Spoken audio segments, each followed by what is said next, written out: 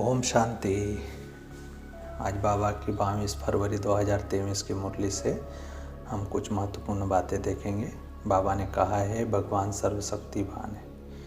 बाप शांति धाम और सुख धाम का रास्ता बता रहे हैं। बाप आए हैं बच्चों को स्वर्ग का वर्षा देने, तो बच्चों को कितनी खुशी रहनी चाहिए। फिर कहते भी हैं कि खुशी जैसी कोई खुराक नहीं। जो सदैव खुशी मौज में रहते हैं ना, उनके लिए वह जैसे कि खुराक होती है। 21 जन्म मौज में रहने की ज़बरदस्त बाबा का एक खुराक है। आगे बाबा कहते ज्ञान और योग की कितनी फर्स्ट क्लास वंडरफुल खुराक है, और यह खुराक एक ही रूहानी सर्जन के पास है और किसी को इस खुराक का मालूम भी नहीं है।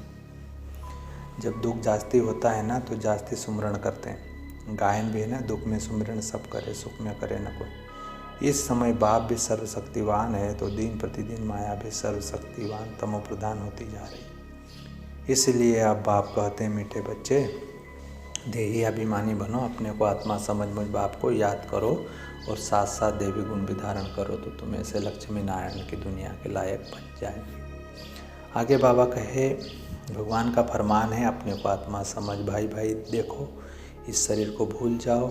बाबा भी शरीर को नहीं देखते हैं। बाबा कहते हैं कि मैं आत्माओं को ही देखता हूँ। बाकी हाँ, यह तो ज्ञान है कि आत्मा शरीर बिगर बोल नहीं सकती। मैं भी शरीर में आया हूँ, लोन लिया हुआ है, शरीर के साथ ही आत्मा पढ़ सकती। बाबा की बैठक यहाँ है।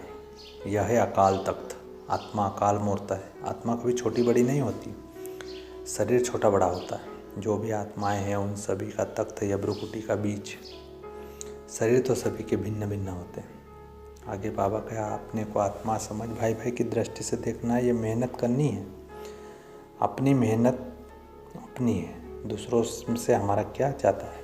चैरिटी बिगिंस एट होम, अर्थात पहले खुद को आत्मा समझ, फिर भाइयों को समझाओ। आत्मा भाइयों को तो अच्छी रीति तीर लगेगा। यह जौहर बनना है। मेहनत करेंगे तभी उच्च पद पाएंगे। बाप आए हैं फल देने के लिए, तो मेहनत तो करनी पड़ेगी, कुछ सहन भी करना पड़ता है। बाबा कहे तुम्हें कोई उल्टी सुल्टी बातें बोले तो तुम चुप रहो। तुम चुप रहेंगे तो फिर दूसरा क्या करेगा। ताली दो हाथ से बजती है। एक ने मुख की ताली बजाई, दूसरा चुप कर दे तो वह आप ही चुप हो जाएगा। ताली से ताली बजने से आवाज़ होता है। बच्चों को एक दो का कल्याण करना है। बाप समझाते बच्चे सदैव खुशी में रहते। अगर सदा खुशी में रहना चाहते हो तो मन मनाव होकर हो। अपने को आत्मा समझ बाप को याद करो और आत्मा भाई भाई को देखो। भगवान कहते हैं मैं तुम आत्माओं को ज्ञान दे रहा हूँ, आत्मा को ही देखता हूँ। मनुष्य मनुष्य से बात करेगा तो उसके मुंह को देखता है। तुम आत्मा से बात करते हो तो आत्मा को ही देखना चाहिए। आगे बाबा कहे तुम्हारे ज्ञान में जौहर भर जाएगा तो किसी को भी समझाने से झट तीर लग जाएगा।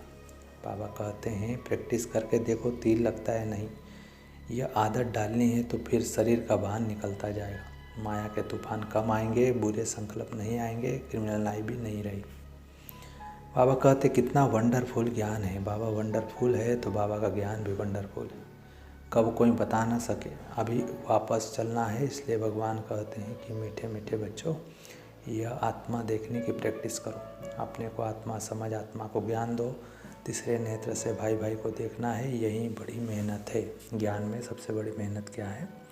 आत्मा समझ, दूसरों को आत्मा देखने का। ये थे बाबा के कुछ महत्वपूर्ण बातें। अच्छा, ओम शांति।